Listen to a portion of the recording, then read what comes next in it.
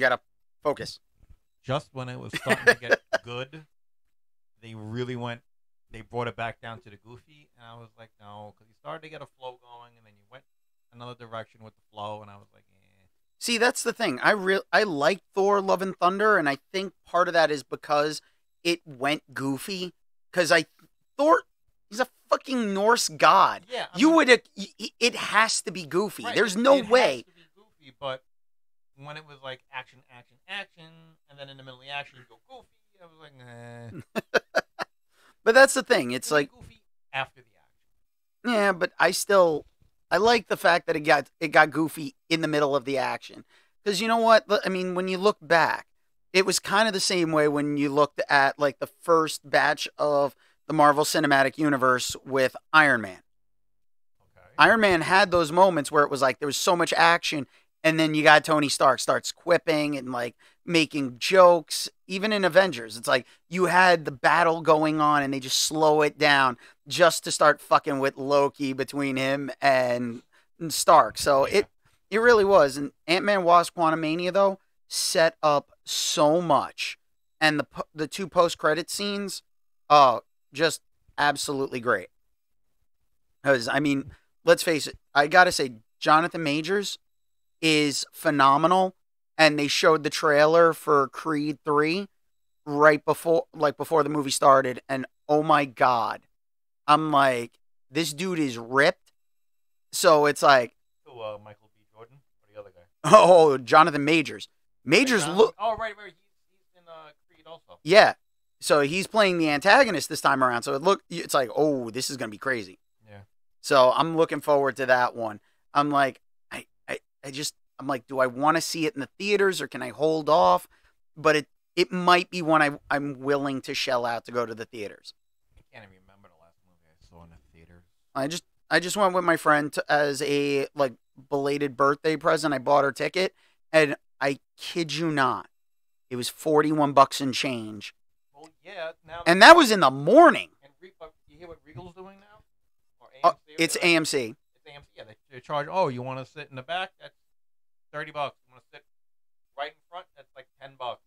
You got to figure out the mic placement, Mike. How is this? That is perfect. Okay. At least this way people can hear you. Yeah. Because we are recording. Yeah, you know, we got to always, we do our cold opens where we just having our conversations. Shooting the shit. I wonder if people actually like this. If you do like these cold opens, please feel free to email us at dragoonslairpodcast@gmail.com. That's all one word, dragoonslairpodcast. Dragoon is spelled with 2 O's. That's dragoonslairpodcast@gmail.com. Now that I got the quick shill out of the way, real quick, welcome to the Dragoon's Lair podcast. I am the Blue Dragoon himself, Daniel the Dragon, and with me, as usual, is King Hamster Pellet himself. Yep. That's right. Come on. I was yawning. Sorry, people. Yep. King Hamster Pellet himself, Mike Chiavo. What is shaking? That's right. We're in our undisclosed location of the Dragoon's Lair because I keep telling Mike to stop making these fucking videos because if somebody figures out where my treasure is, I'm going to be highly pissed. Someone's getting set on fire. I don't condone it, but I will do it. Treasure? I don't show you these things. There's a reason. Because there's a chance things are going to get out with you making your little videos on the way here. I can't help it if people can deduce where the Dragoon's Lair is. I don't give them directions, although I did the first time. Yeah, I said, you go down Sesame Street. Yeah.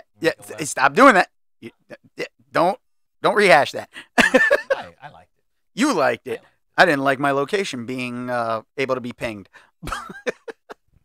But yeah, no. So, we just talked about a little bit of the Marvel stuff because now, let's face it. We've got a lot of stuff coming out from Marvel this year alone. Yeah. So it's starting strong with Ant-Man and the Wasp Quantumania.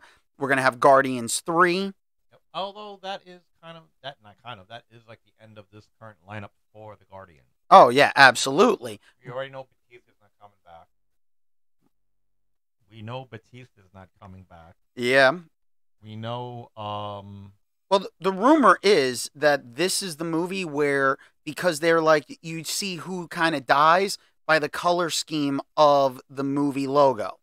And this is one of these rumors that people have said. And like if the last one, it was kind of red and blue, and Yondo's the one that goes. So the Reaver jacket, Yondo's skin was blue. Okay. So this time around, there's been two. Yeah, it's Drax and Rocket. Yeah, well, yeah. What's his name? But I don't think they're going to kill Rocket. I think Rocket's going to end up going off for his own separate adventure of defending his people. I heard that Bradley is like, they didn't offer, either he doesn't want to do it anymore, or they didn't offer him a contract or whatever. Yeah. But I heard definitely this is the last go around with Drax and Rocket, because Batista said he's done. Oh yeah, well Batista was pretty much done when they fired James Gunn the first time around. Like, you knew he was fed up with this. He made his feelings perfectly clear. And now, figure, James is taking over DC, so who's to say we're not going to see Dave Batista pop up in a DC cinematic property? True, but he also said he wouldn't, like, people offered him the role of Bane, and he's like, I can't do it now. Oh yeah, no. I mean, if he would, I mean, Tom Hardy did a good Bane, but if he still had his physique from his wrestling days, total Bane. Oh yeah, but I mean, let's face it, Bane is a tough character, and Tom Hardy did a great job with it, even though, he sounded like Sean Connery basically with a mask on. No, brother, one of us must die. Oh, Mr. Mother's a whore. Oh, Mr. Wayne. Dolly Parton. Yeah, it really was. It was Sean Connery. It really sounded like a Sean Connery. Yeah. So, but yeah, and then I'm hearing good things about the Marvels, and they're saying Kamala Khan's character like steals the movie. Okay. So that should be interesting to see, because from the rumor is every time they use their powers, they switch places. Really? Yeah, so they're going to keep popping up in different locations. So this could be interesting, because the first Captain Marvel movie, while I enjoyed it, I know it wasn't the strongest in that phase of the MCU. Yeah, I kind of felt Brie Larson's portrayal was kind of robotic. It's Brie Larson, and I mean, depending on the role she's playing, I would assume it's going to be kind of difficult. You figure, Captain Marvel, she was playing a character that was supposedly amnesiac, that was basically brainwashed by aliens. So we're trying to figure out, like, is she actually going to be good? Because, I mean, she was great in Scott Pilgrim versus the World. I mean, let's face it, like, that movie alone had so many people who were in comic book movies themselves. Brandon Roth, Chris Evans, Thomas Jane. Yeah, but it was one. Yeah. Off the top of my head. Oh yeah, no, it was absolutely amazing. So it was great to see, and Brie Larson was in that movie. Yeah, so it had a real great cast. So it was definitely something. So we've got 3 great Marvel movies, or at least hopefully great Marvel movies. I'm pretty sure my guesstimation is Guardians is going to be top tier. People are going to probably be more hesitant about the Marvels than they are about seeing Guardians 3. Right, because Guardians, Guardians. And most people are there for the soundtrack. Yeah. I mean, Guardians is, I have to admit, when I first heard they were making a Guardians of the Galaxy movie, I was like, what? Okay. Didn't really know him. Same deal with Ant-Man. I didn't think he was a strong enough character to have his own film. I always, I didn't know Scott Lang. I knew Hank Pym, and I was like, okay, I'm not sure if he's strong enough of a character to have his own film. I was wrong. Well, yeah, I mean, let's face it. It really is the fact that it's Paul Rudd. Yeah. Paul Rudd is one of those guys where it's like you put him in a role, he's going to be charming. Yeah. Even if he's supposed to be kind of a dick, he's still going to be charming. Mm. It's hard to hate Paul Rudd. It is very hard to hate Paul Rudd. If you hate Paul Rudd, there's something wrong with you.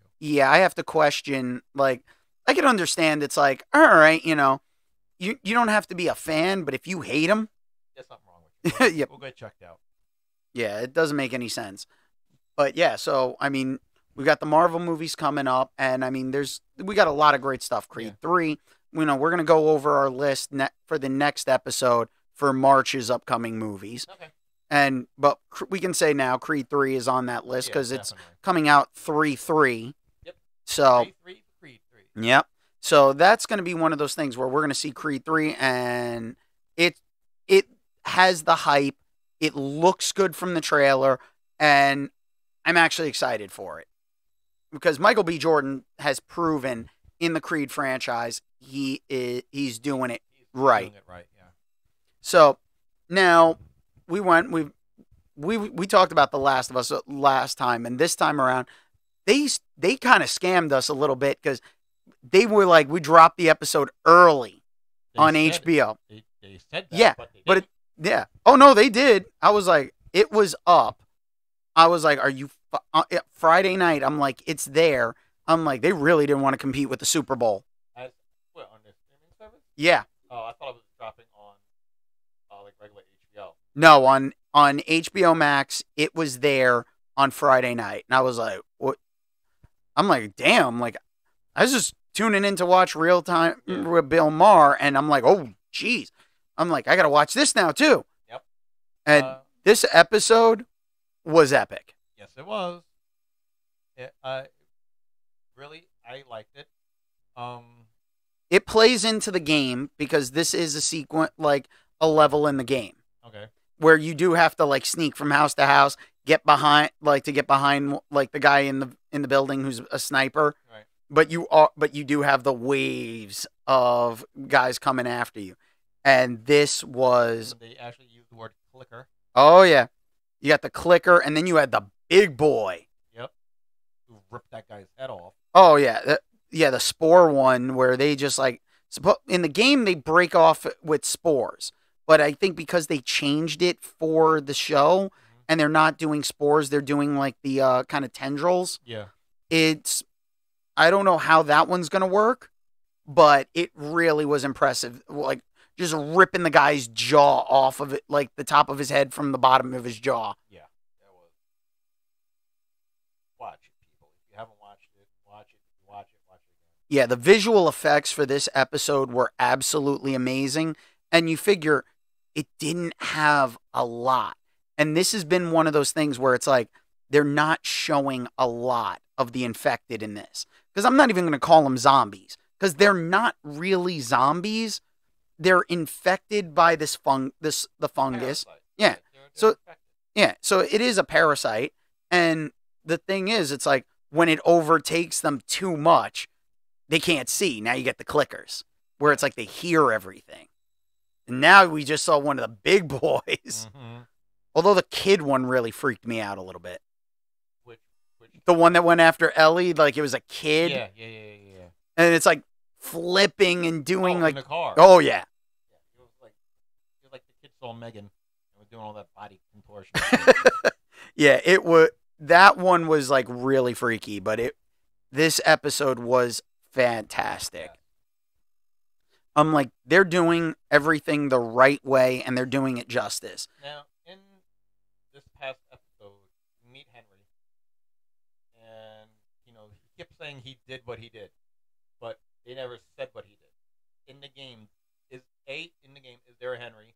And if so, did they say what Henry ever did? It's been a while since I played the first game, and I know that there is a character like where you have the two, where you have the guy and the kid. I think they changed the relationship in the show, but no, this was like they alluded to what Henry did in the show though. It does. I don't think it was. He killed what's the name? Brother. Yeah, he turned her brother in, basically, so he could get slaughtered by the Fedra guys. Fedra. I love the fact that the name is Fedra. Yeah. You almost think it's like the drug that they took out of all like the weight loss supplements, the Fedra. Yeah, Fedra. But yeah, no, it really was. And that ending though, where it was like yeah, that was kind of in the game Okay. because I remember like that grittiness of like kids infected. It's like oh shit, like so they've done a phenomenal job, and I can't wait to see what happens. Now, did you watch The Flash? No, I missed the Flash. You didn't even catch up on the previous episode? No. Oh, that this episode they're bringing in villains, but they're also changing things up, and there is the explanation of who Caitlyn's new character is, Okay. and it's like a kind of a combination, but it's a blank slate of Caitlyn and Snow, and if they were to separate, they can't separate them because one is gonna. It's like you can either bring back Caitlyn or Frost. Right. Because the other one won't make it. So it was one of those things where there's a lot to play with emotionally there, and they brought in a new fiddler, and I was like, at one point, Wasn't he in the comic book? Wasn't he called the Pied Piper? well, yeah, that was that was one, but Hartley Sawyer, this Hartley was basically like, yeah, no, he's still the fiddler, he's still the Pied Piper, but he has like gauntlets instead this time around with sonic capabilities. That's like that. That's like the character from Batman Beyond. Yeah, Shriek. Shriek, yes. Yeah, I loved Batman Beyond, and I will say I saw the trailer for the Flash, Yeah. and I don't want to see Ezra Miller as the Flash anymore. I would really like to see if DC execs are smart. It's like if you're gonna do a sequel, and we know you are. Ezra Miller in it for maybe 5 minutes, passing the torch over to Wally West from the 90s. Wally West, redheaded Wally West. That was part of Titans and everything. Like, that's who a lot of people grew up with, Wally West as the Flash. See, when they kept saying in the TV show, Project. Flash, they didn't say project. No, I'm telling you to project. In the TV show, they kept saying the Flash is going to die in a crisis. And everybody's thinking, oh, it's Barry. Barry's going to die. Yes, okay, because that's what happens in Crisis on Infinite Earth. He dies destroying the Anti-Monitor's cannon. And I'm like, perfect. Kind of hoping they would have went that route. And then everybody like, oh, well, then the show would have ended right then and there. No, what happened was, what you could have done, you had Barry go destroy the Anti-Monitor cannon or whatever. And then, you have everybody back on regular Earth after the crisis. Oh my God, Barry, what are we going to do? Yada, yada, yada. Okay? And then you have like Cisco noticing like a streak of something going around, monitoring the speedster, and then it comes into Starlab. There everybody is behind the counter, and you see the gold boots. They do the pan up. It's the red suit, and it's not Barry. It's Wally. Barry. No, it's not Barry at all. But when you do the reveal, it's a Flash, and everybody's like, "Who are you?" And he's like, the Flash." Takes off the cowl because he recognizes everybody. Takes off the cowl. There's the red head.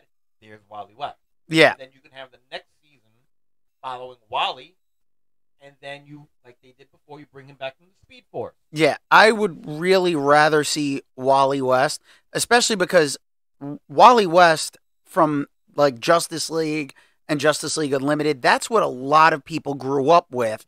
Even reading comics in like the 90s, 80s, and 90s, it was Wally. Yeah, I really didn't get into the comic books until after Crisis, so I knew of Barry Allen, but Wally West was the guy that I grew up with. Yeah, and that's the thing. It's Wally West isn't it wasn't like they did a bad job with him when they brought in their Wally, but they went New 52 Wally when redheaded Wally West was long gone because he disappeared being chased. If I'm not mistaken in the comics, I think he was being chased by like Red Death. Well, let's find out. Keep talking. Yeah. So but it really was like because when they brought Wally back, I know that was the whole thing where they had Dr. Manhattan and everything was like the major villain for the comics at that point. Dr. Manhattan, wasn't he part of Watchmen. Watchmen? Yep. They did that whole thing where it was like countdown to whatever, and it really was, and it was all like, yep, nope, here it is. It's Dr. Manhattan messing with the timeline. And that's the thing, like Wally West, though, and I mean, let's face it, I will always love Michael Rosenbaum's performance as the voice of Wally West. Yep. Okay, according to this, during a battle against Hive, Wily West suffered a heart attack and apparently died. However, thanks to his cousin, he managed to survive his heart condition, and his heart condition has healed. So well, that's the newest. I'm going to assume that's one of the newest things. But yeah, no, there was a point where it's like he came back. They're all over the place when it comes to this. The DC continuity really is all over. And but the Wally West Flash costume now it's like his Kid Flash. Yeah, it's Kid Flash but red. Yeah, which I don't really care for. Yeah, but at the same time, he's still this Wally West, like redheaded Wally West, is actually supposed to be, at least according to the creator, the writers, and everything.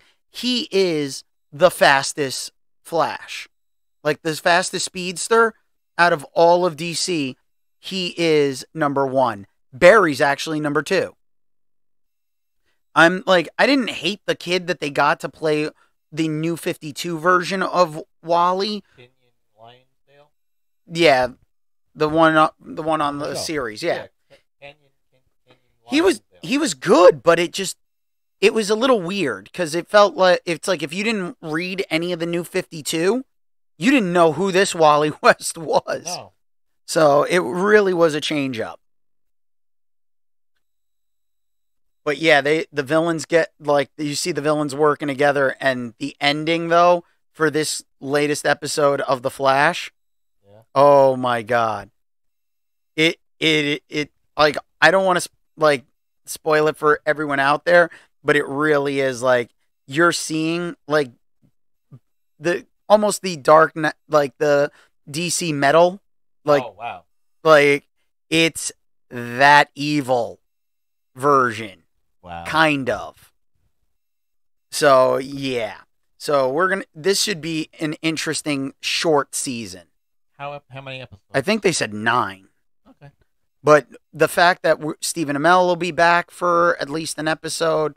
I know Batwoman's supposed to be in it, which... Ruby Rose or the other one? Not Ruby Rose.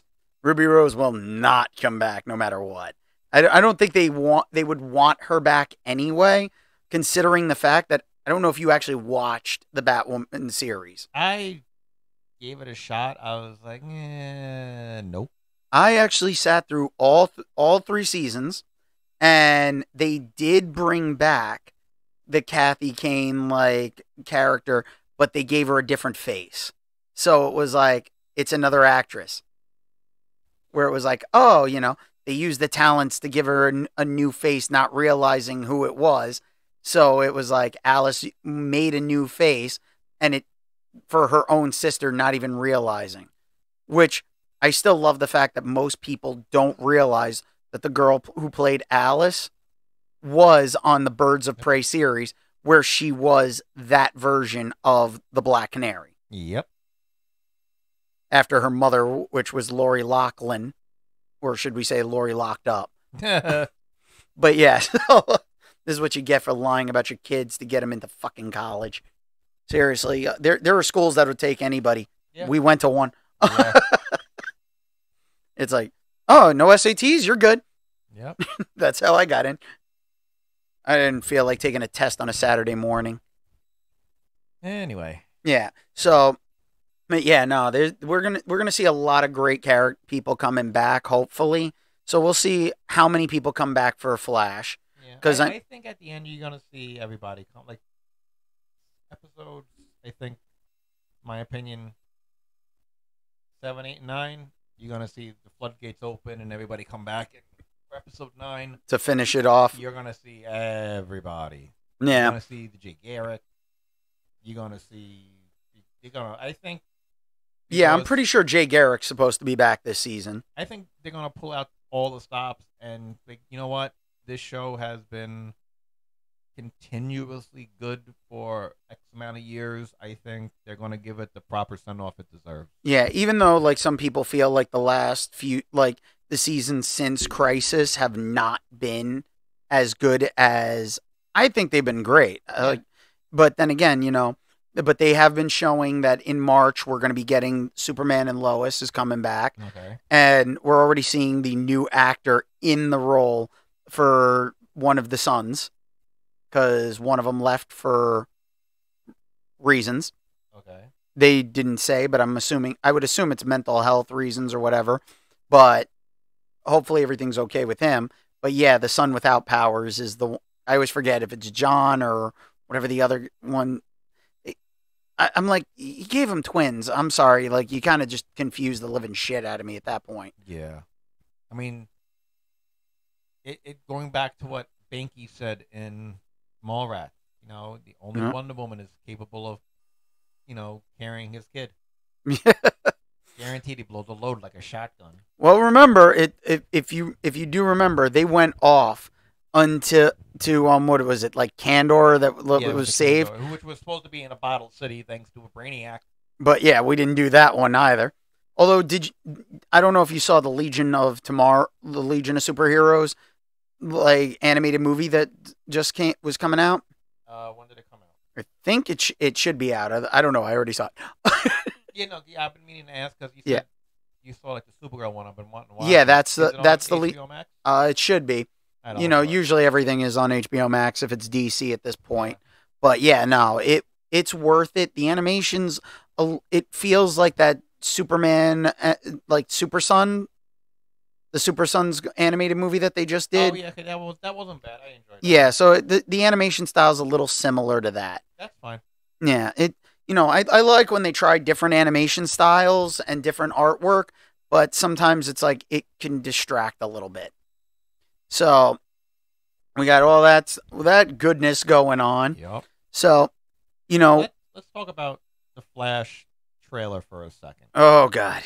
Yeah, no, we got it because I want to talk about it. All right, let's go. Yeah, I geeked out when I saw Michael Keaton. He goes, "Yeah, I'm Batman."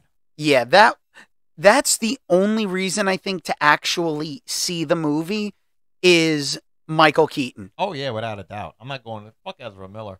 And he looks fantastic in the suit. Mm-hmm. We know there's CG involved, but it doesn't matter. He looks great. Especially knowing that when he was playing Vulture, he was whispering in Tom Holland's ear, "I'm Batman." Yeah. Well, did you see Michael Keaton a couple of years ago did a college commencement, and he goes, "I'm going to leave you with these 2 words." He goes, and those 2 words are, "I'm Batman." And everybody went nuts. Oh, yeah. That's the thing. Michael Keaton's played some iconic roles. Oh, yeah. And this is like that one thing. That he could win Academy Awards from now until the day he dies, but he will always be remembered as Batman. Yeah, there'll be one person who will always remember him as Beetlejuice. Yeah. But he's Batman. He's Batman. Yeah, because honestly, you think about it, he is the person who saved the Batman franchise. Oh, yeah, because it was so goofy and ridiculous. It was Adam West. I mean, and I'm not knocking Adam West because that was for the time. It was for the time. It was very campy and it was fun. Adam West was the Batman for that time. It's all West, baby. It's all West. But that, after that they did the cartoons, which went off of the Adam West Batman.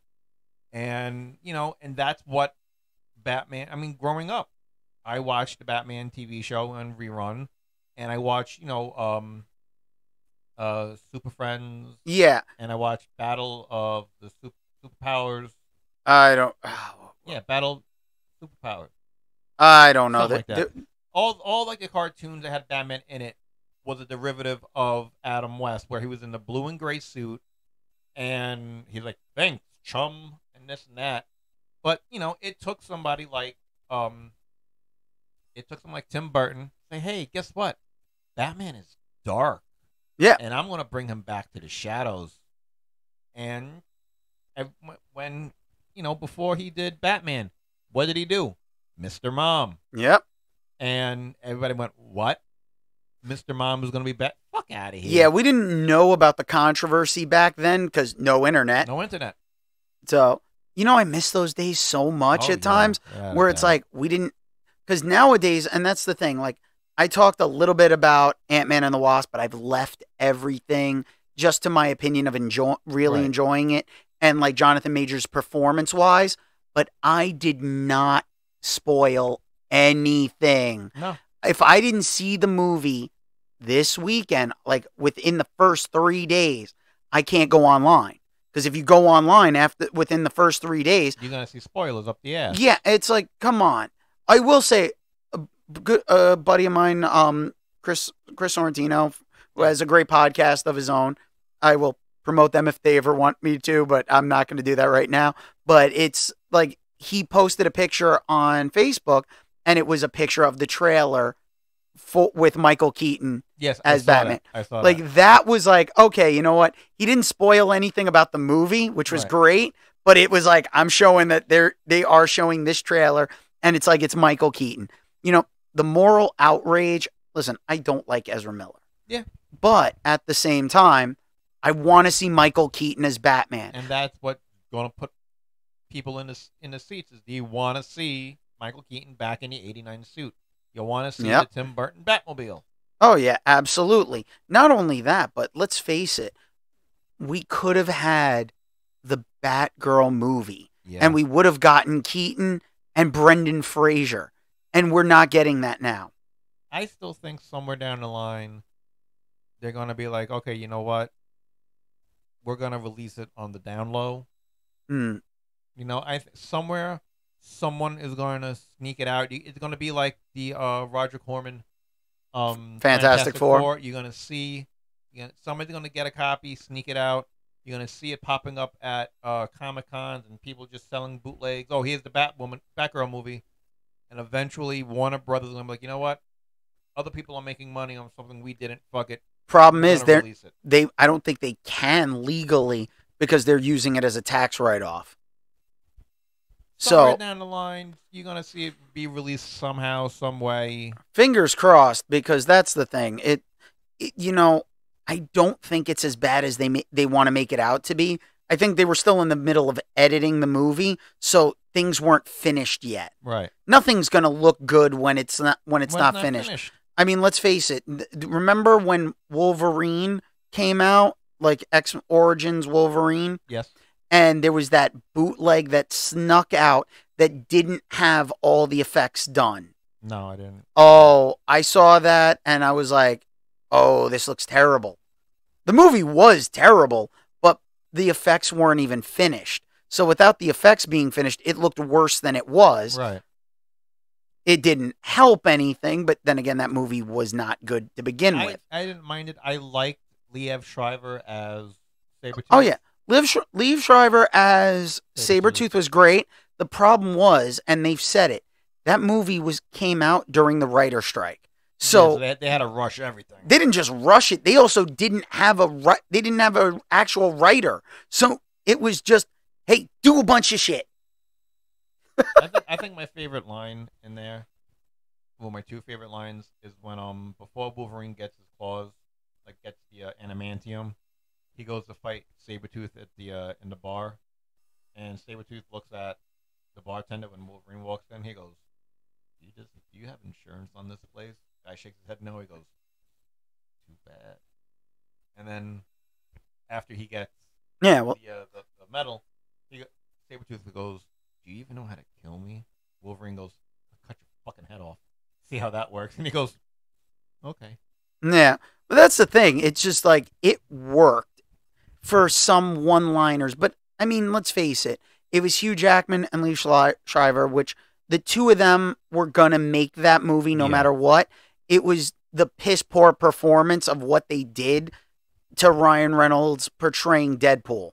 Yeah, sewing his mouth up at the end. Well, that wasn't even Ryan Reynolds at that point. Hell, I look at it physically, and I'm like, nope, not even. That wasn't even Ryan Reynolds' body.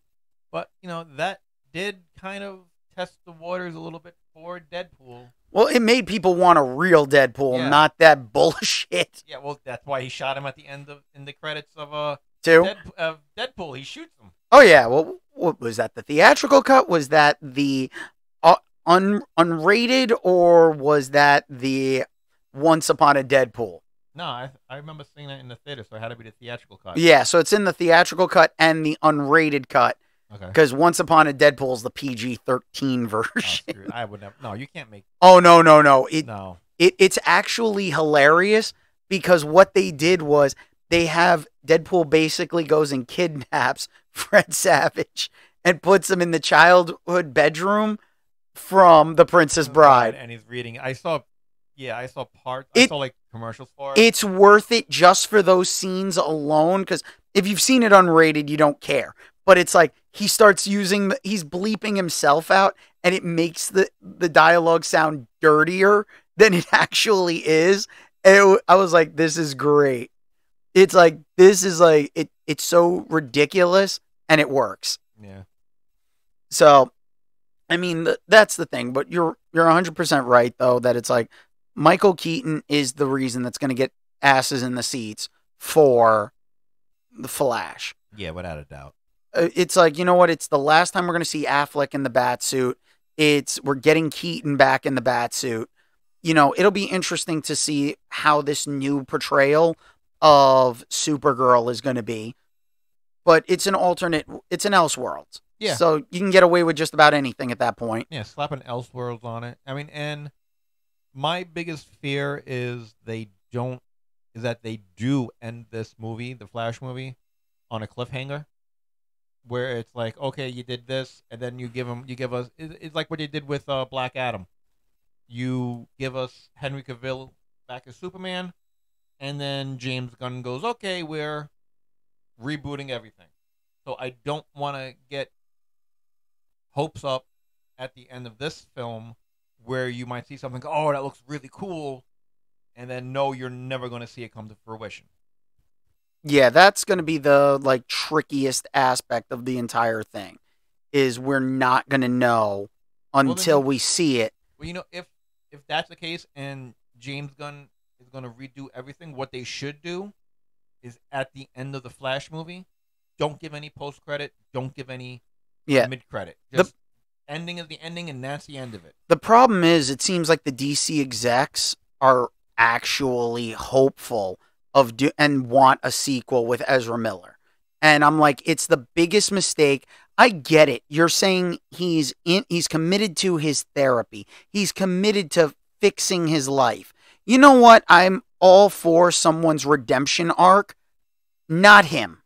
Yeah. No, not at all. There's a lot of people out there who have an opportunity to have their character be redeemed. He is not one of them. He is mentally disturbed. He's assaulted people repeatedly. He's broken into people's homes. And here's the thing: if they want to say, "Oh, he's in therapy, he's working out his demons, this and that," then you know what? Extend the same courtesy to Kevin Spacey. Let that man go through therapy again, and let him try to get his shit back together. Yeah, that's. Will you extend the same courtesy to him? No. Why? Can't do one without the other. I'm not praising Spacey on any way, shape, or form, but I'm just using him as an example. Yeah. He did stupid shit. Miller did stupid shit. You can't say, okay, we're gonna forgive Ezra Miller because whatever. No, I'm sorry. Yeah, you can't do it. Yeah, there needs to be a standard held across the board. Oh, without a doubt. In forgiving one, that's like basically forgiving R. Kelly. Yeah. It's like we're never gonna forgive R. Kelly. Nope. It's like, sorry, don't care. That guy has done horrific things, and I would never forgive him. Nope. So, you know what? Ezra Miller is in that same camp for me of I cannot forgive the actions that have been taken, and I refuse. It's not something that I feel is forgivable. Ezra Miller needs to be removed from this franchise, and it's like, you want to do a softer reboot, whatever, but recast. Yep. And like I said, they they have the easiest out ever of Wally West. Yeah. Even if they want to go and use the new Kid Flash, it's still a better option than Ezra Miller. Anything. I'm a better option than Ezra Miller. Yeah, and I can't run that fast. But that's the thing, I don't want to sit here ragging on Ezra Miller because it's just like it's too easy. That's its own episode. Yeah, it's low hanging fruit. But you know what? We had a conversation last time, and we said we were going to do this week. So we're going to talk about remakes, and the originals and the new ones, what they do right, if it's deserved, is it not? But Mike and I, we started having a conversation before we started recording, and now this is where a little bit of a debate comes into play. I feel Cobra Kai is a continuation of the Karate Kid movies, which is similar to a remake expansion of the franchise. Mike clearly disagrees because the wheels are turning. I do disagree because I don't consider Cobra Kai a remake. Like you said, it's a continuation. It's telling a different story. In my opinion, if you were to remake the Karate Kid, they tried to remake the Karate Kid with Hilary Swank. That's the remake. That wasn't even a remake. That was a continuation because they were continuing with Miyagi, and he even brings up Daniel in that movie. Then it was the Kung Fu Kid with Jackie Chan and Jaden Smith. Like that, that was. I will not call that the Karate Kid. That was the Kung Fu Kid because he was learning Kung Fu. It's like, seriously, like, you wanted the name. I get it. Will Smith was a fan of the Karate Kid. That's why he bought the fucking rights. So that's why Cobra Kai has his name as a producer. Yeah. The simple fact of the matter is, it was like, oh, you wanted to do a movie for your kid. Yeah, you wanted to. Yeah. Anyway, I would call Cobra Kai. See, I don't even know if I can call it a continuation of the Karate Kid. It's in the Karate Kid universe. It's a very, very loose continuation because the Karate Kid is Daniel. And in the beginning, we're following Johnny. Johnny was the real Karate Kid. Johnny was the real Karate Kid. And I actually met William Zabka. Yep. And I got him to sign something for me, and he was signing right next to Daniel's son. Machio, thank you. I drew a blank. And I said, Mr. Zabka, I go, can you sign this, the real Karate Kid? He goes, abso-fucking-lutely. And he signs it, and he holds it up, and he signs big in a big Sharpie, the real Karate Kid. And he turns to Ralph. He goes, Ralph, got another one. And Ralph, he's just like, son of a bitch. I think that's also been because of How I Met Your Mother. Oh yeah, probably. But I mean, you could just tell that Zabka was having so much fun with it. Oh yeah, absolutely. But I don't know if I would continue. I would not call Cobra Kai a remake of Karate Kid. I would call it a continuation because you're taking elements of the original one and you're going in your own direction, which is fine. But I would call it a continuation, not a reboot. Okay. So I'm willing to concede on that one, but I'll still have my own opinion on it. But I'm willing to concede because you did make a legitimate, cohesive argument for once. Yeah, for once. Yeah, let's put one up on the board for Mike there. It's a rarity. He doesn't get those very often. Yeah. If you guys would have tuned in last week, it was Doug and Danny just ripping me apart. Yeah, please feel free to check out that episode. It is up on Spotify, and I just got destroyed. And it wasn't even my intention. It's just there was somebody else to dogpile on them, and it just worked out. What's another one you got? Okay, I'm big into sci-fi. Yes, and I loved the back in the 80s. And in the early 2000s, they did reboot V for Yes. 2 seasons. Okay. I wish it would have continued on. It was extremely relevant. The update was still kept kind of in the same venue, but it just changed the political ideals around on it, where the other one was about, like, similar to a Nazi story. This one was more, it was still invaders, but it changed things around just enough to make it more relevant for today. Okay. And I think they did a great job with it. I just think it came out at the wrong point in time. But it's like the casting was great. They had a phenomenal cast. I mean, the original it felt like it was low budget, but it worked so well, where it was like it told such an amazing story. The series, once it went out of the miniseries and V Final Battle, you could tell there were a lot of restrictions and stuff. But Yeah. this series went, and it was absolutely amazing as far as I was concerned. Now, are you calling that a reboot? Or are you calling that I'm gonna say that's a remake yes, remake? because it's still the same story. It's just told for a more modern audience. Okay.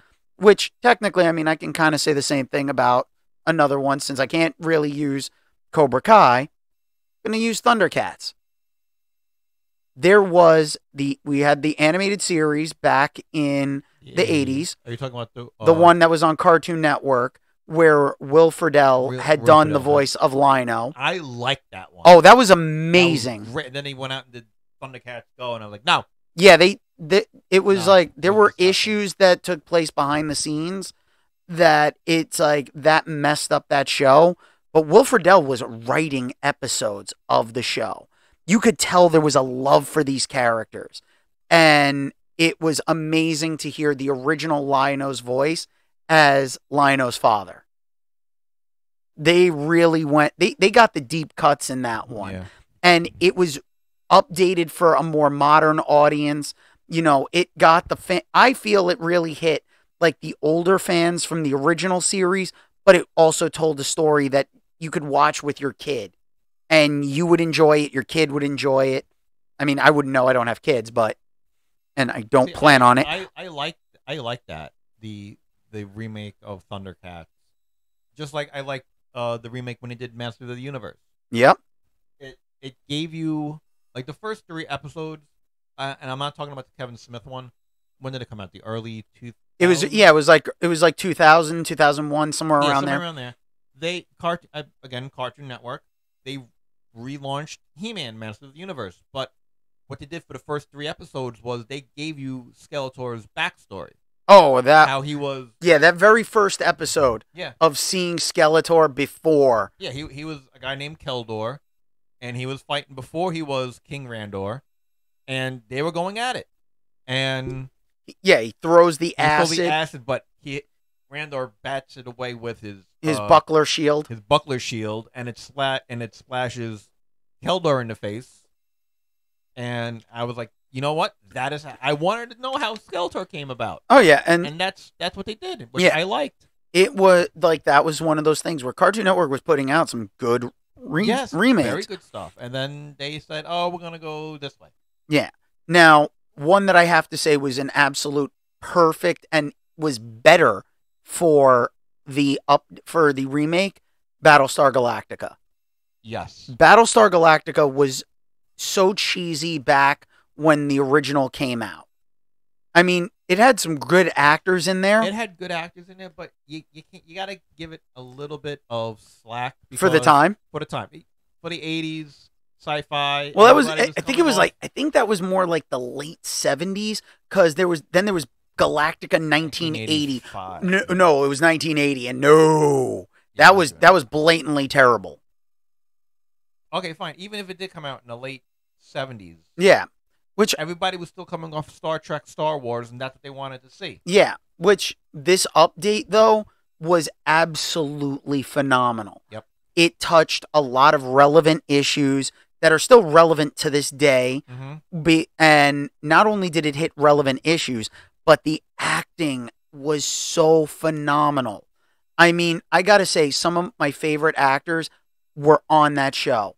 Edward James Olmos as Adama, Yeah. was phenomenal casting. The man who talks in a constant whisper. Yeah. Oh, but it was absolutely Oh, he phenomenal. was great. He stood out as Admiral Adama, and I loved it. Katie Sackhoff, though, as Starbuck, that was perfection. The casting alone of her was the reason to stick around and watch the show. Yeah.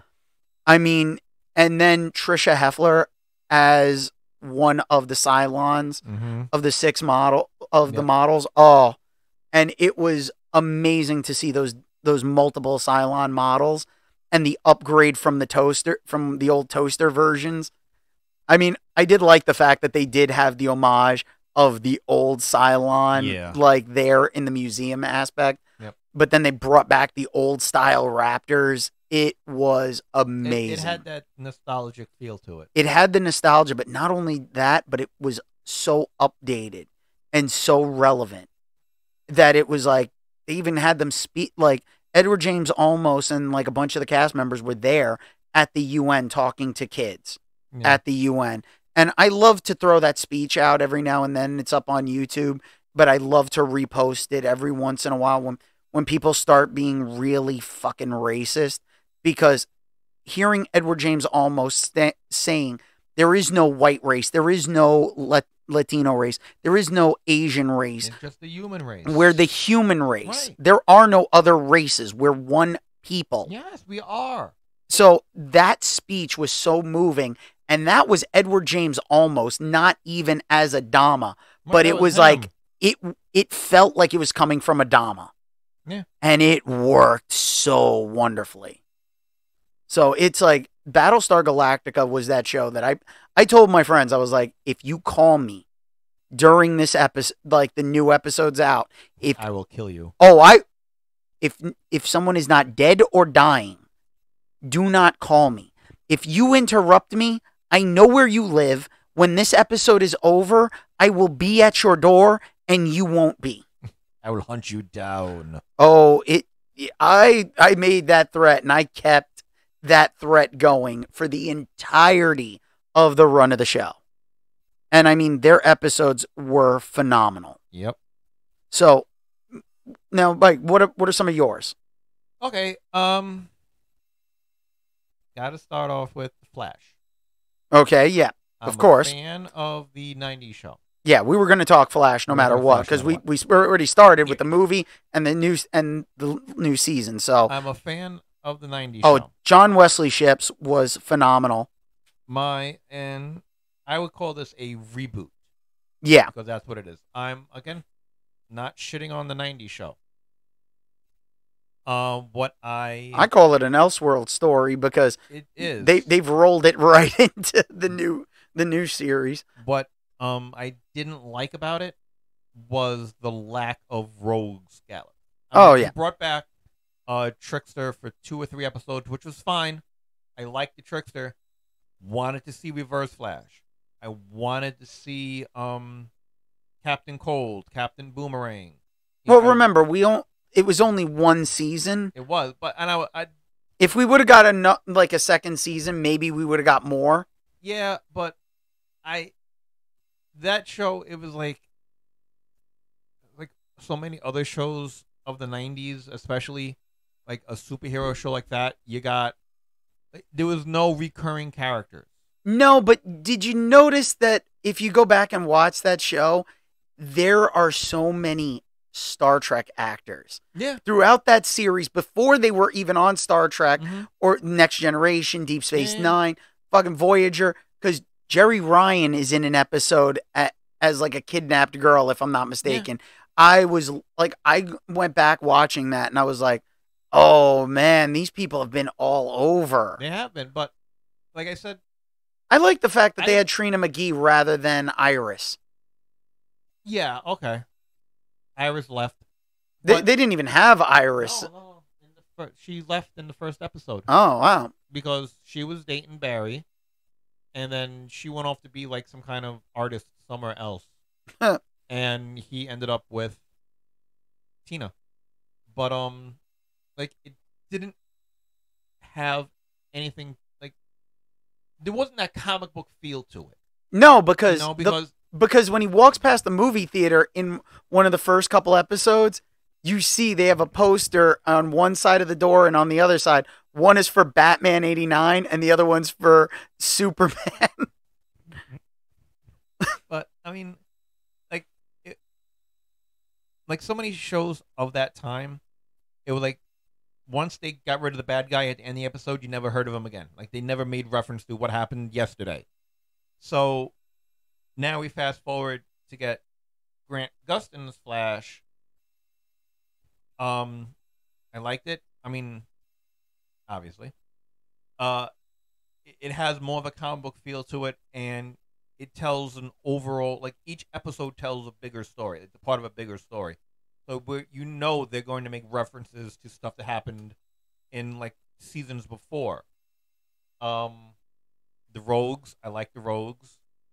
I consider the new Flash head and shoulders above the old Flash, and not just for like writing reasons. It's just they have more availability to more characters, and I guess maybe one of the reasons why the 90s show didn't was because the 90s show was on CBS, and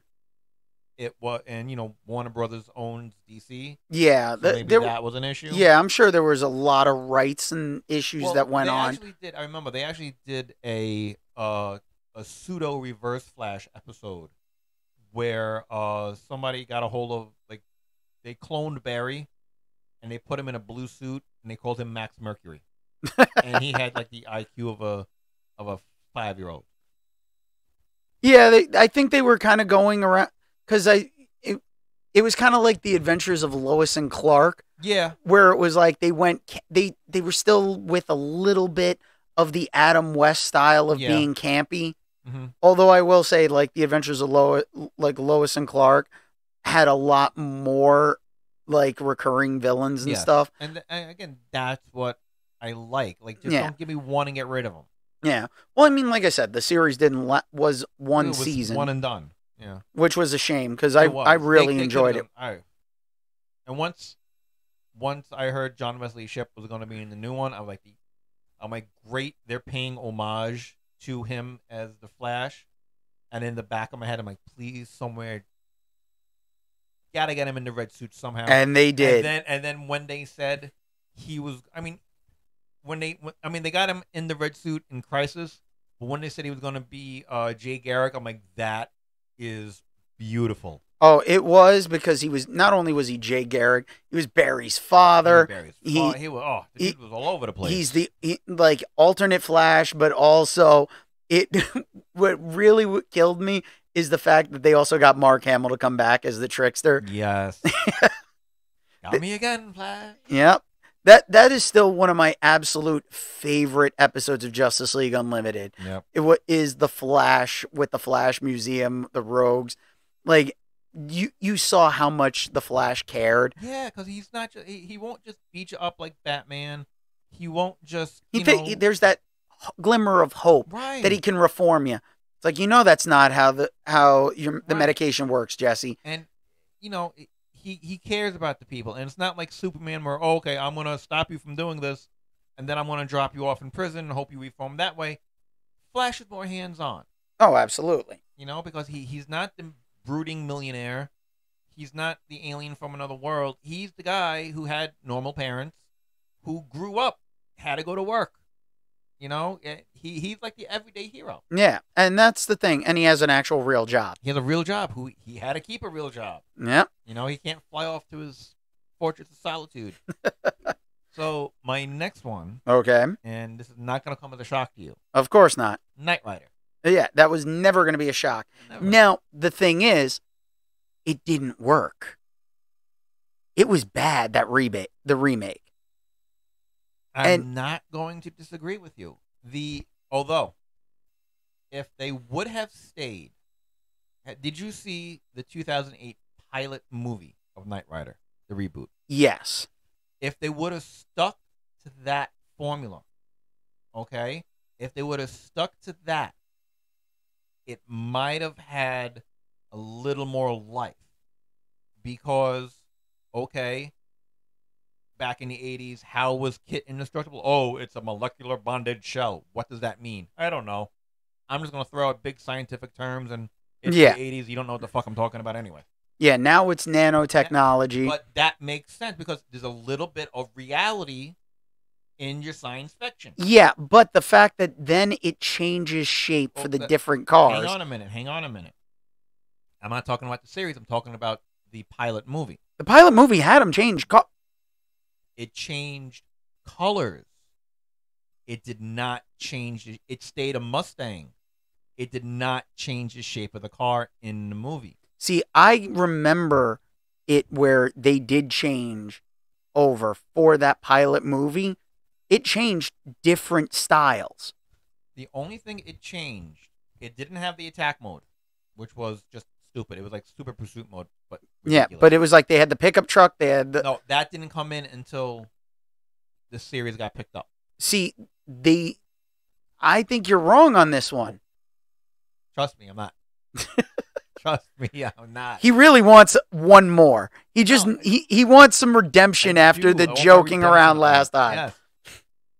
The only thing it did, the only way the car changed, is when they're going to get Mike, and you see the car speeding down the highway.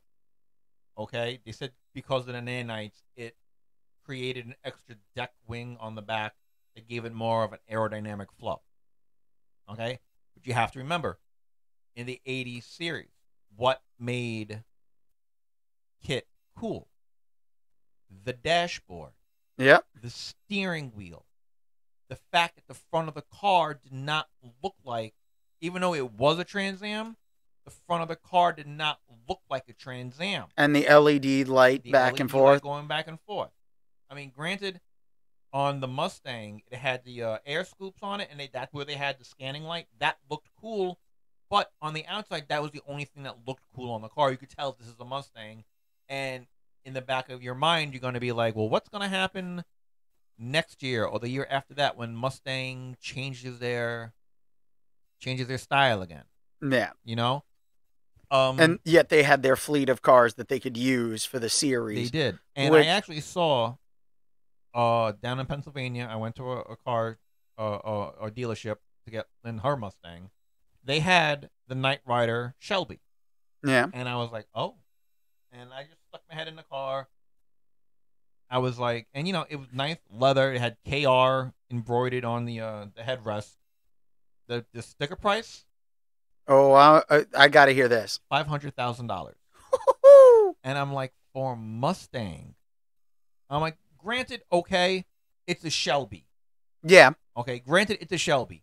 And I'm looking at it, and it was the black car with the hood scoop on it, and it had like the racing stripes. But I'm running my hand over the hood where the racing stripe is. It wasn't even painted on. It was a sticker. Oh. I'm like, $500,000, and you can't paint that shit on? No. Yeah, no. But back to the show. The 80s show was great because it was intuitive at the time. To see the car drive by itself, looking at all the behind-the-scenes stuff now, the way they did that, it was like next level shit for the time. Well, the thing was too, back in the 80s with Knight Rider, it really was it was William Daniels' voice. Oh yeah, as Kit. He sold it. Oh, he sold it. It was phenomenal. And then the uncredited role of the voice of Kit for the updated show, Val Kilmer, which I was in shock to find that out because it was not credited. I'm like, he didn't take any credit for that. Well, in the pilot, it wasn't Val Kilmer. It was Will Arnett. Yeah. And the funny thing about that was Will Arnett was under contract with Chevy. Yeah, so he couldn't do it. So he was doing all the Chevy commercials, and then he got the role of Kit.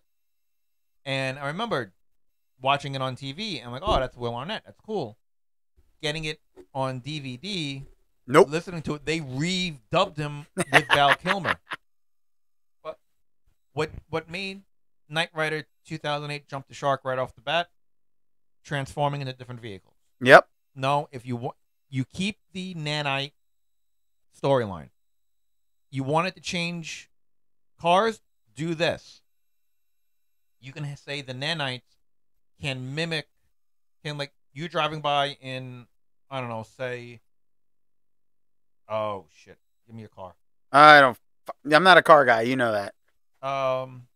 Anything, any shape and body style that matches kits, same dimension. Yeah. Okay.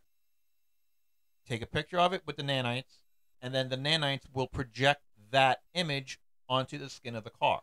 The car never changes its shape; it just changes the look because it's a projection. Yeah. You're not changing into a pickup truck.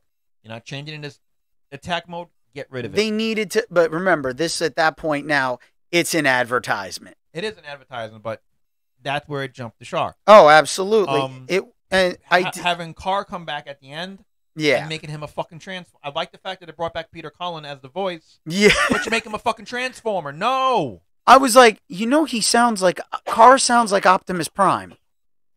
Well, they brought Carr back twice in the original show. Yeah, he showed up twice, and one of the two times. I always liked Goliath though. The original, when Carr showed up the first time. Yeah. Peter Cullen was the voice. Oh, of course. Yeah, but I like Goliath too. Yeah, Goliath, the Mack truck.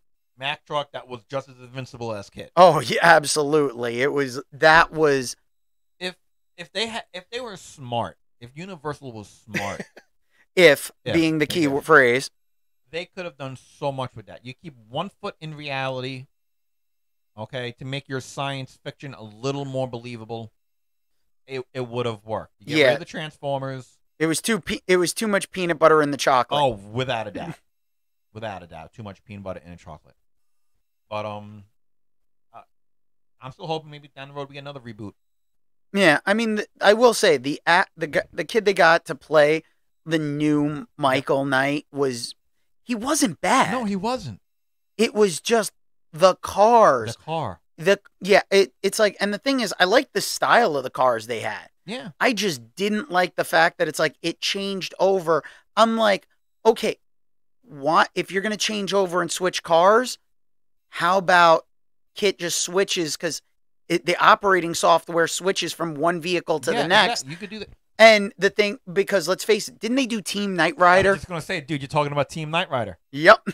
I mean, honestly, as bad as that show was, it was right on the heels of Knight Rider. Yeah. And it was okay. They had a mysterious bad guy called Morpheus.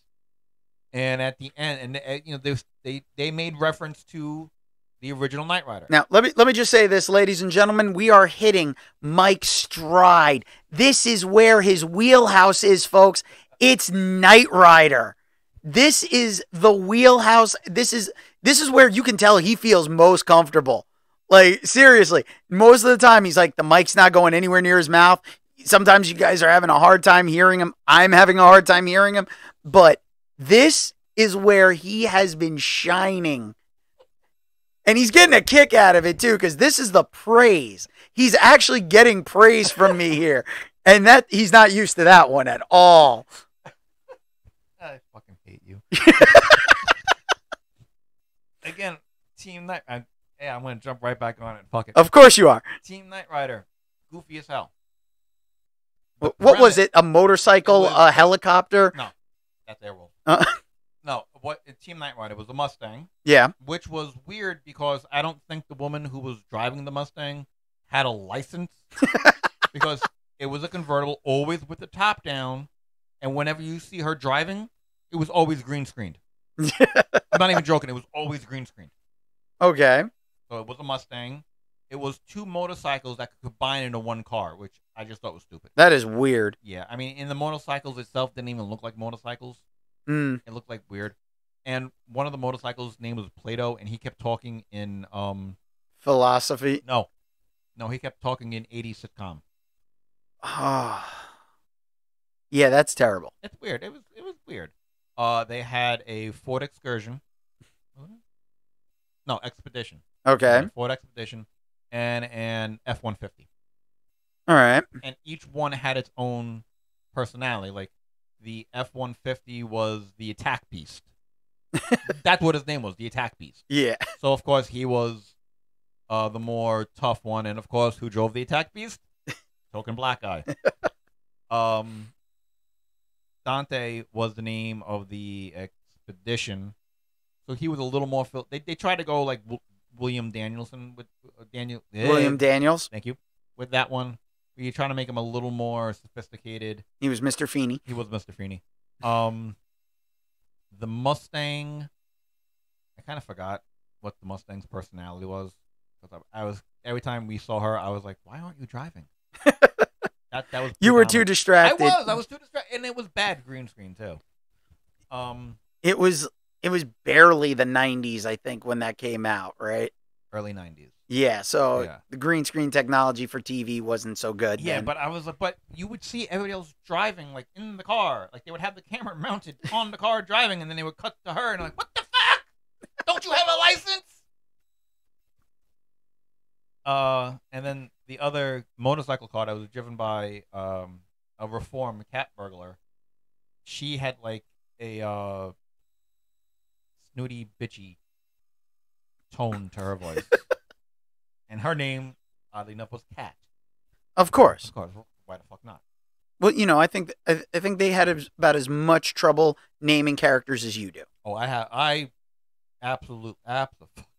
cannot name a character to save my life. although, I will say, one of my last films that I've written that's getting some traction, Slobber Knocker. Yeah.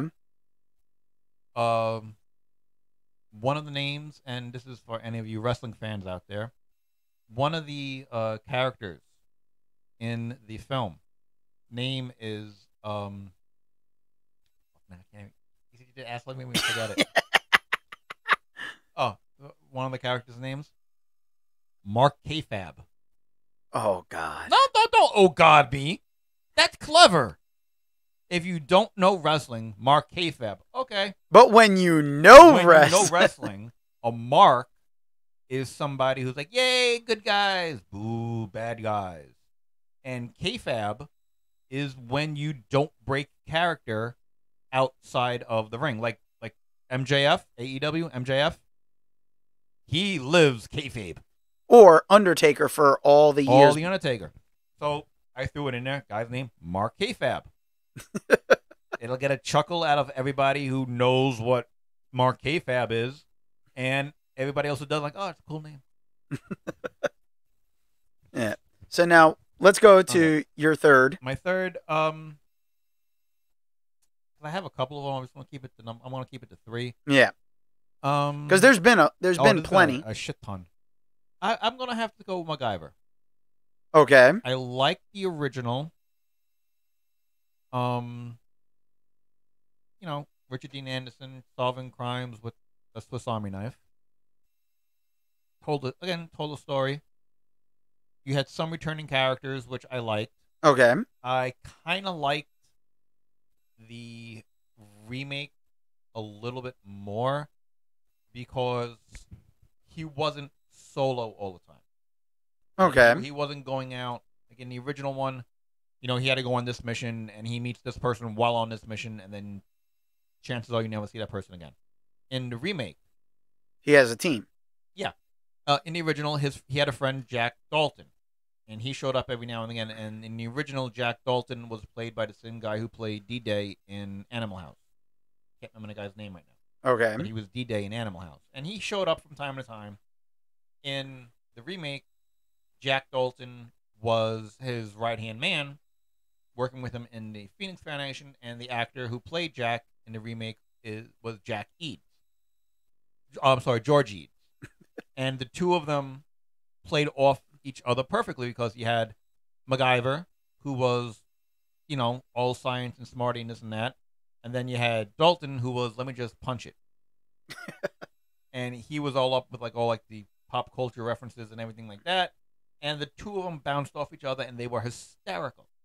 Yeah. Then you bring in other members of the team, and now you have 4 people on this team, and they all work together.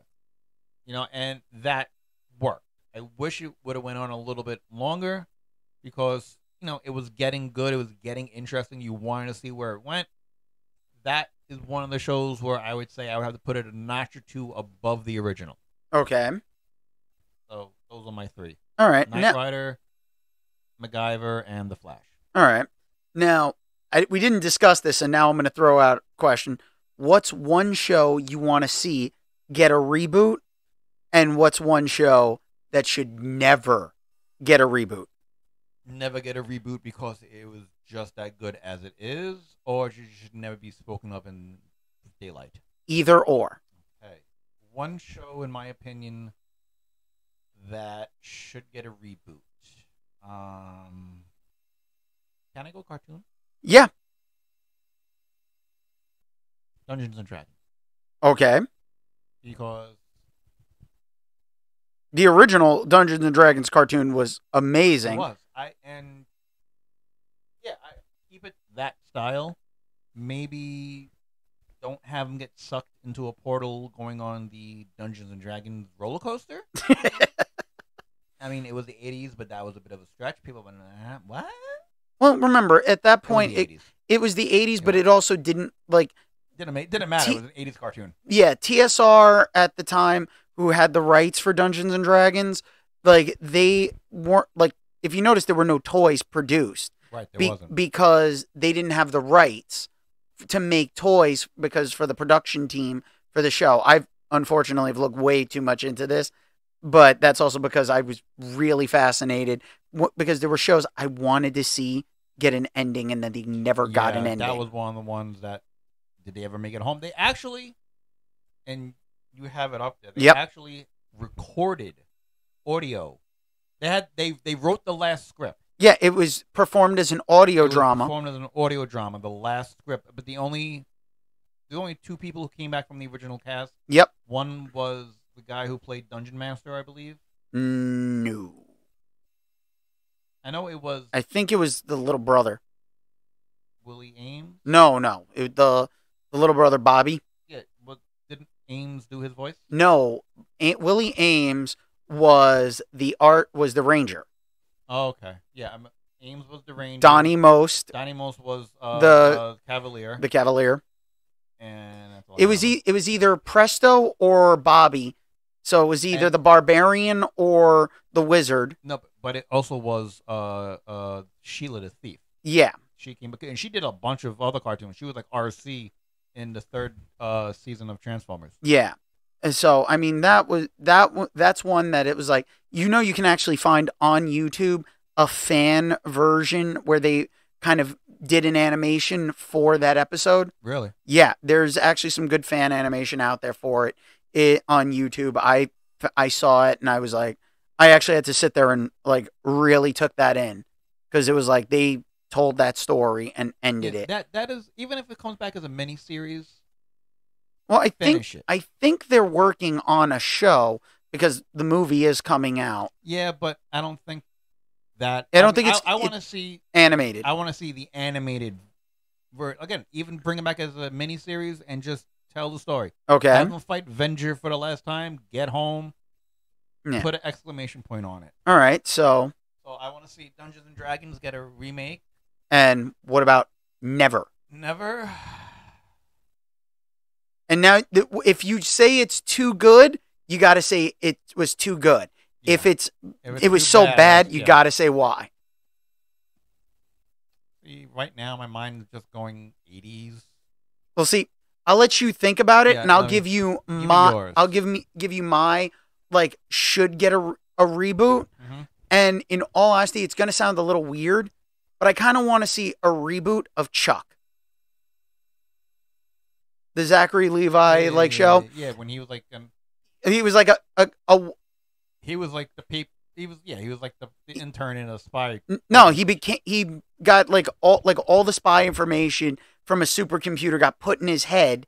Meanwhile, he's working at a Buy More, which was basically like a Circuit City. Mm-hmm. And I'm like, you know what? I would love to see what they could do with that.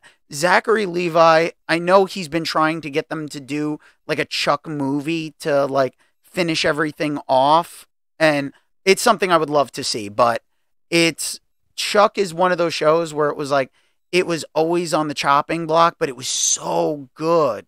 And the relationship between the characters was like something that I would like to see if they could replicate it. Yeah. Even if it's like an update, because what would you do? Like, where would they work? Because there's Right. no Circuit City anymore. You Mhm. know, who's really going to a Best Buy?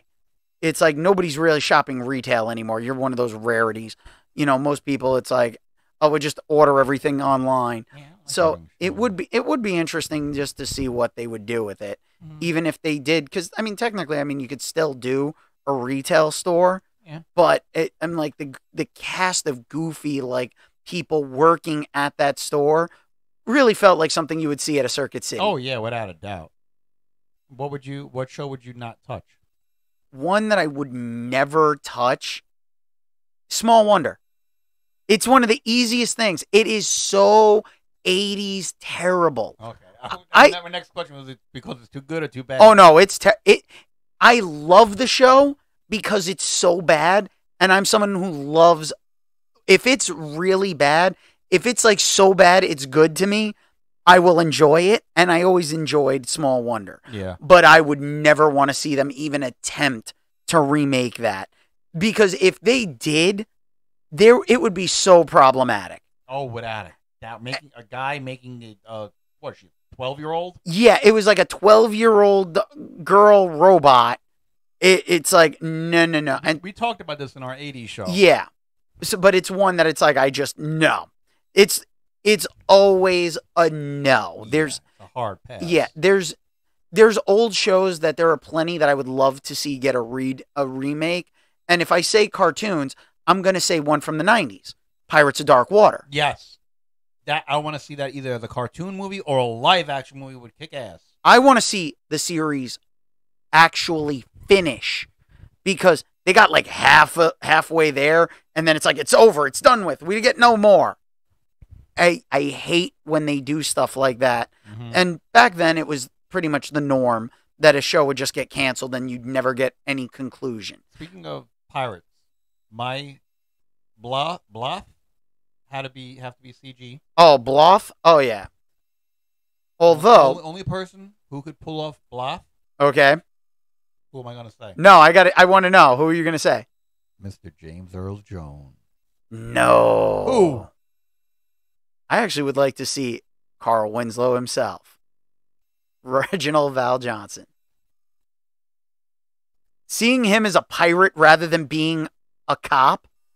Oh, are we talking about? Are we talking about if we go in CG? I want James Earl Jones doing the voice. I'm talking live action. I'm talking CG. CG, I don't want to. James Earl Jones. Bluff is so big, though. How could you not? It just, you know what? When it comes to the voice, though, unfortunately, he passed away. Who? The voice, the original Uncle Phil. Like Oh, he he was Shredder. Yeah, I know he was shredded, but was he Bluff? I don't know, because I never I didn't look up who was Bluff. Do it right now. Hang But I'm like, voice wise, it's like they had some great actors on Pirates of Dark Water, but it's like Bluff. It's like it's hard to like nail down a voice for him, but I think Reginald Val Johnson would just be a fun like version to see if it was like as an actual human, because him just being instead of a cop, because he's always a cop. Okay, here we go. Hector Elizondo as Ioz. Yeah. Okay. Yeah. That one. Tim Curry as Conk. Yeah. Frank Welker as Lug Brother Number 2. Brock Peters as Bluff. Okay. And he was in a couple of episodes of the original Star Trek. He was in like Yeah. one of the last Star Trek movies with the original cast. Mm. Jodie Benson as Tula. Peter Cullen as Mantis.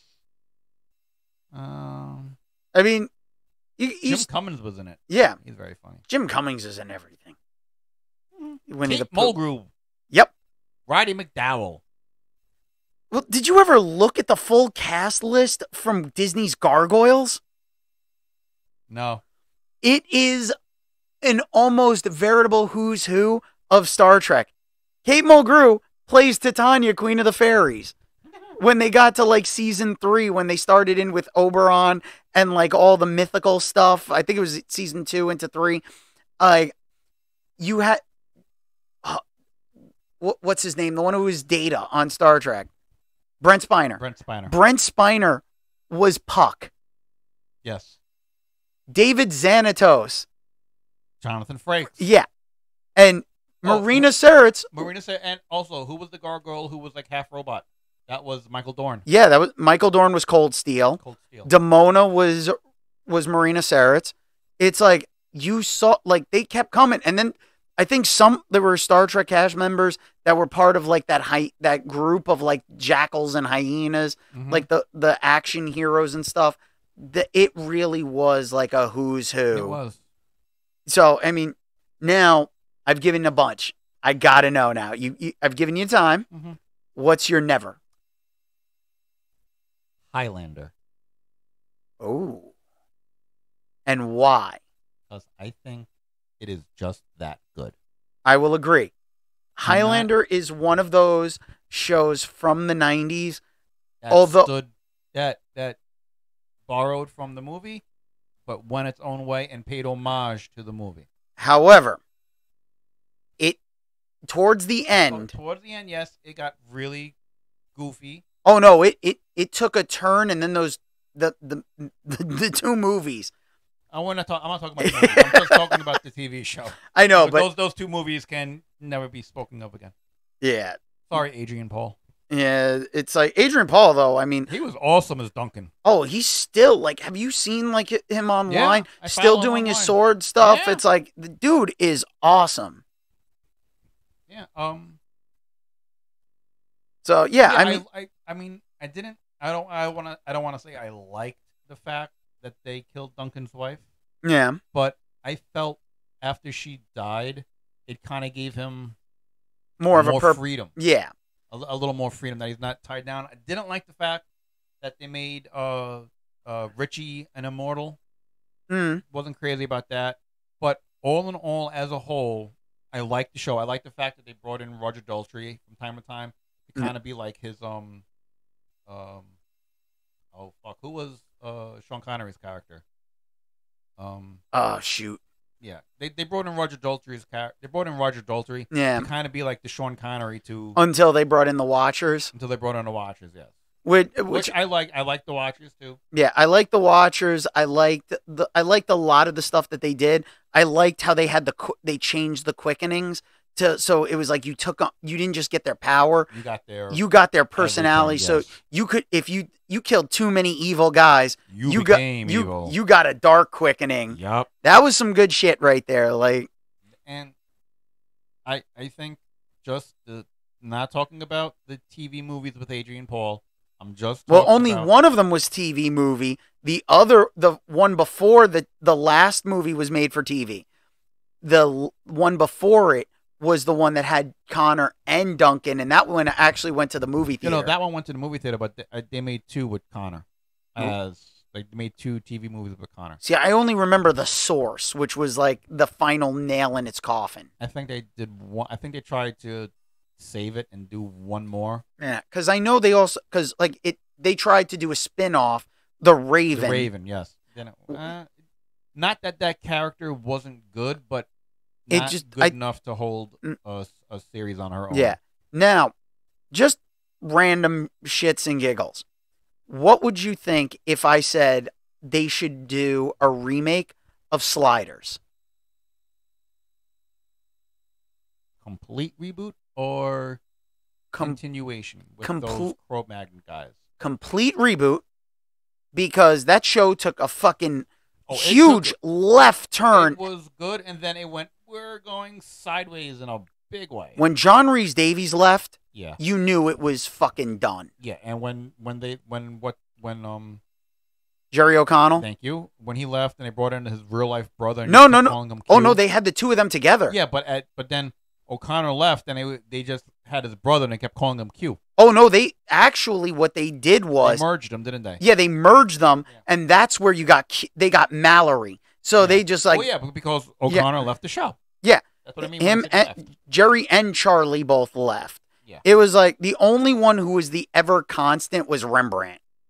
Yeah, well, you needed the paycheck. Yeah, clearly. But Jerry O'Connor living off Stand By Me money. Stand By Me money, My Secret Identity. See what I forgot that. No, don't touch that one. I would love I would love to meet Jerry O'Connell one day and just ask him if he has any fond memories of that show. Yeah, probably when it ended. But I kind of want to walk up to him and just have the song playing in the like as I'm walking up to him, just to see what kind of reaction, because he seems like a fun guy. He does seem like a fun guy. He seems like the guy that has a sense of humor about it.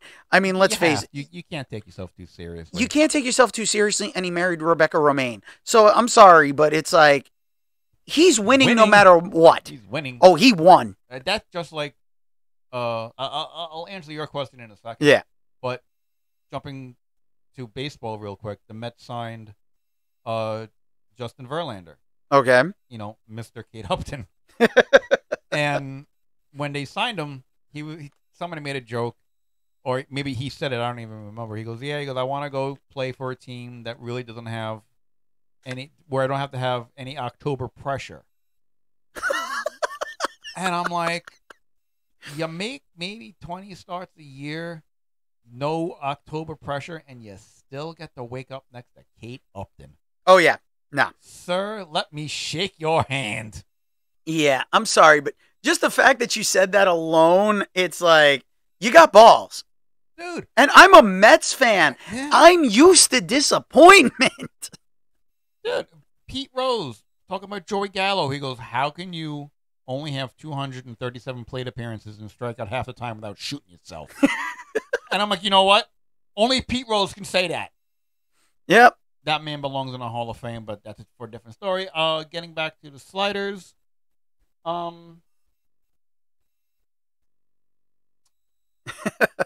It's a real head scratcher, isn't it? I mean, I would like to see it done if they can do it in a way where it's not similar to Quantum Leap.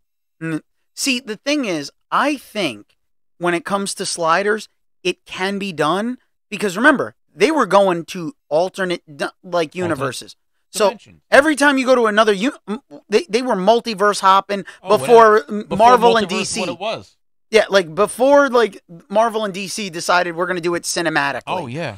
So it really was something that I think if you did it again, no matter where you tell it from, okay, you're following a different Mallory. You could be following a different Quinn Mallory, a different Arturo, like the whole group could very well be redone and tell the stories better, do it differently, and it could be still considered now an alternate version. So would you still have him build the machine in his basement and use a funky looking remote control? Or would you go a little more corporation budget? You know what? I would still want him to be like a guy who built it in his basement. Really? Yeah, because that was the fun of it. But at the same time, I wouldn't say out of a remote control. Yeah, I had a universal remote, and I'm like, this is the same shit sliders use. You know, like I would say at this point, like technology's gotten to a certain point where I think they could come up with something a little better. But you know what? If you're going, let me build this in my basement, I think using a universal remote is the way to go because, he's building this out of washing machine parts. You're not going to get the super high tech. Same deal with the DeLorean when they were building that for Back to the Future. They said, okay, you know what? We can't go make it look like it came out of a lab with like $1 billion budget because this guy's building it in his garage. Well, yeah, but you can use a newer remote. Like you could use one of these like smart TV remotes that has like a keyboard and stuff to try to reprogram it. Okay. So this way, like you could see them you could really see them trying to screw with this where it's like, okay, they're trying to program it, not just channel up and channel down. Although one of the episodes that stick out in my mind, somebody told them how to get home. and they gave him the right coordinates. Yep. I think, and it was early because this was before like the Crow Mag showed up. Oh yeah. So it was. They got home, and then they still left. I think we're thinking about the same episode because they all get there. Yep. And they're like, and he goes, okay, if this is really my universe, my house, he goes, I know this gate, and it has a squeak to it. And there was no squeak. He opened it. There was no squeak, and they all go, oh. And then you see them open up the portal and go. Yeah. And then somebody that the mother, like a friend of the mother goes, oh, I fixed the squeak in your gate for you. Yeah. And everybody went, no! Yeah. That was one of those moments where it was like, they did get home. Yeah, but they just fucked it up. Oh, yeah. It's one of those shows. I've had it on my mind. I think it's on the Roku TV. Probably. So I've seen it on there. It's one of those things that it's like it's gotten stuck in my head. So it's like I had to ask the question. Okay. Yeah. I would not mind a Sliders redo. Yeah. Because it wouldn't have to interfere with the original. No. Because it's alternate universe hopping. universes. So it's like, okay. And you can even do an episode where they meet the originals. Yeah. I'm sure Jerry O'Connell's not doing much these days. Well, I mean, Jerry O'Connell's doing plenty. Yeah, talk show. Back Romaine. Talk show appearances and stuff. Because I think he's been hosting like some talk shows or whatever. Like, the dude's got a great personality. He actually, I believe, he voiced Superman in some of the Justice League movies. Yeah, which it should be interesting to see if James Gunn is right with what he wants to do of having the actors that are doing the voice acting for the animated stuff to transition over into live action. Because the latest one that they did, it's Jensen Ackles. Yeah. And I would love to see I would love to see him. Yeah. In the Batsuit live action. Yeah. Although I would like to see hopefully What, Red Hood? No. Maybe in the Flash movie, which I seriously doubt, when he's fucking around with the timeline, maybe you see a Grant Gustin? No, you let me fucking I'm trying to like throw out something. Because I'm trying to think of the guy's name and you're throwing these other names out and you're fucking me up. It's not my fault. Your train of thought gets derailed constantly. My train of thought never leaves a fucking station. No. Jeffrey Dean Morgan as in a Batman suit from the Flashpoint, where he was Thomas Wayne as Batman. I would not mind that. No, I wouldn't mind that, but I mean, I highly doubt they'll do it. Maybe you don't even have to like see him. Don't even, maybe it's not like, okay, he's like in the movie. Yeah. Maybe it's just like as he's flying through the timeline, maybe you get a full shot of him in the suit. Yeah. Maybe. I mean, I actually just think they should just do every fucking DC movie should be an Elseworlds movie. Don't try to tie them all in together. Don't franchise them out. Just every one of them. It doesn't matter. You keep recasting, do everything you want because none of it fucking matters. Yeah. Because let's face it, some of the best DC comics have been Elseworld stories. Yes. So my three favorite Elseworlds is where it's three Batman stories where Batman fights Dracula. Yep. I think it's Red Rain. He gets bitten by Dracula. Becomes a vampire. Yep. And the only thing that was keeping him from going batshit crazy was Catwoman, who became, I believe, a werewolf. And she gets killed. And then he goes off. And then in the second one, he was trying to control the hunger. And at the end of the second story, he was like, I can't do this anymore. He tells Alfred, kill me. So he's in the coffin. Alfred stabs him through the heart with the stake. Yeah. Then in the third one, crime is going ballistic. They need Batman. So Alfred walks down to the coffin in the Batcave, takes off the lid, and there is still the stake. And Alfred pulls the stake out, and he automatically jumps up and he goes, "You idiot! You didn't take my head." So he was there for all those years, and basically living in his own hell because he had the stake through the heart, pinning him down, but he was still semi-conscious. Yeah. See, that's the thing. Elseworld stories have been great. And I mean, let's face it, Injustice is an Elseworld story. So I would like to see Superman like lose his shit and like kill the Joker and go on a rampage and become a dictator. You know, Kingdom Come was a phenomenal story. Elseworld stories can be told so wonderfully. You know, this is the first time I'm not shitting on DC that much. Yeah, no, this is amazing. I'm actually shocked. If anyone out there is impressed by the fact that I have not shit on DC the way I normally would, let me know if you want more positivity. You know, send me an email. You know, tell us something because you know what? Contribute to this conversation, please, because you know what? We love our fans. We had Doug on last time. Thank you again, Doug, because it was great having a guest on, and we're going to do more of that as we progress.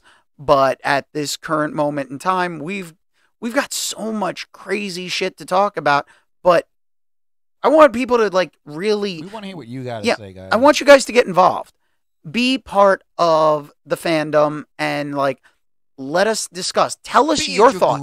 Be a Dragoonie. Dragoonies never say die. Thank you, Dan Siri, for wanting the name Dragoonies. It was one random little toss out I believe Mike came up with, and we just. Ran with it. It's like you ran with it, and it looks like that's going to be the name unless somebody can come up with something better. But yeah, please contact us. Like, let us know what your thoughts are on this stuff. You know, send us your impressions. Give us like your thoughts. You know, I would actually like to read some emails on this show. So if you send us an email, please send us an email at dragoonslairpodcast@gmail.com. That's all one word. Dragoon is spelled with 2 O's. That's dragoonslairpodcast@gmail.com. Send us an email. Let us know what you think, your thoughts, comments. You know, we've got plenty of social media contacts that you can find us at. We're working on an actual like Instagram page for the show, but I do have a Discord that you guys could follow. The link is definitely up there on my Twitch page. Aren't we also up on iTunes now? Yeah, now you can listen to us on iTunes, not only on Spotify and Anchor. So it's basically we're starting to get the word out. The podcast is hopefully going to pick up, and we really want to hear from you guys. We want to know what you guys are interested in. Give us something to watch. Point us in the direction of a show. You know what? I'm posting a question to you guys. Okay, speak up as you do this. I'm posting a question to you guys. If you had to reboot a show, what would you reboot? And why would you reboot it? Or if you don't want to see a show ever touched again, what show and why? Because it was so good, leave it alone. Or it was so horrible, don't ever speak its name in the presence of any human being again. Let us know. That's right. Send us an email at dragoonslairpodcast@gmail.com. That's dragoonslairpodcast, all one word. Dragoon is spelled with 2 O's @gmail.com. And no, it's not all one word and Dragoon is spelled with 2 O's. It's just dragoonslairpodcast@gmail.com. Don't confuse them. You know what? I'm getting confused because I've said it so much. You know, when I go into shill mode, I really go into shill mode hard. Yeah, he just switches everything off. Yeah, all of a sudden, Mike's gotten to witness this transformation of immediately the switch goes off and then it just turns right back off again once it's done. So it's like, yeah, shill mode on, shill mode off. But yeah, so you know, we've had a great show today, and I want to like thank everyone for tuning in and listening. You guys have been really great and supportive. Please share the show with people. Tell them about it. We really appreciate your support, and we love hearing from you guys. So please contact us. You know, find us on our social media platforms. Mike, your social medias, please. Right now, I still have my Hamster Pellet Productions at Facebook. You can find me on the Instagram at, you guessed it, Hamster Pellet Productions.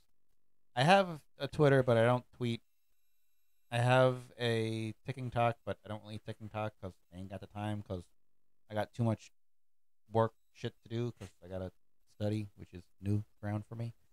Yeah, he didn't do that when he was in school. Yeah, I didn't do that when I was in school, so I'm paying for it now. Once I get what I'm studying for out of the way, I promise everybody I will make pages for us dedicated to this mess we call a podcast. And yeah. That's right. And now you can get a hold of me at Blue Dragoon 13 on Twitch, Instagram, on TikTok, YouTube.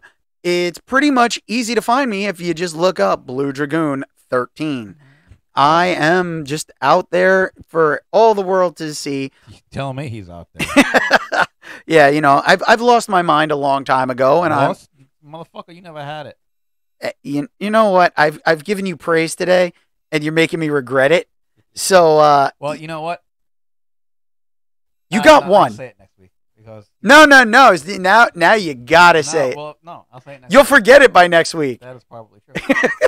No, what I was going to say is, well, it's on. It's been recorded. You can't take it back, and once something is on the internet, you know it can never come back down. What? Listen, we love having you guys as part of our extended podcast family. So please sign up with us. You know what? There's on my Twitch, there is a link tree that has a whole bunch of the links, which includes the Discord group. So please join that.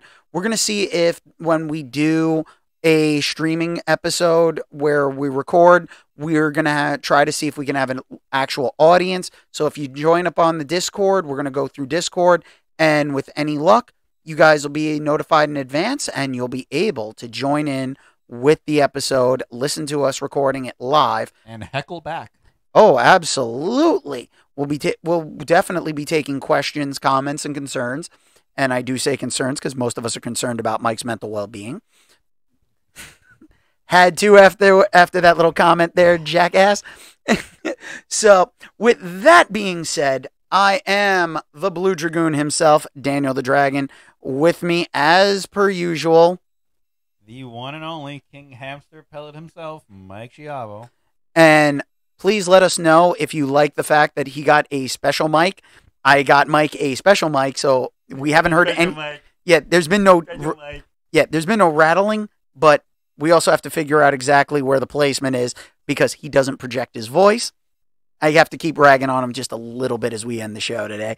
But with that now finally being said, you don't have to go home, but you can't stay here. Get out. Bye-bye. Laters.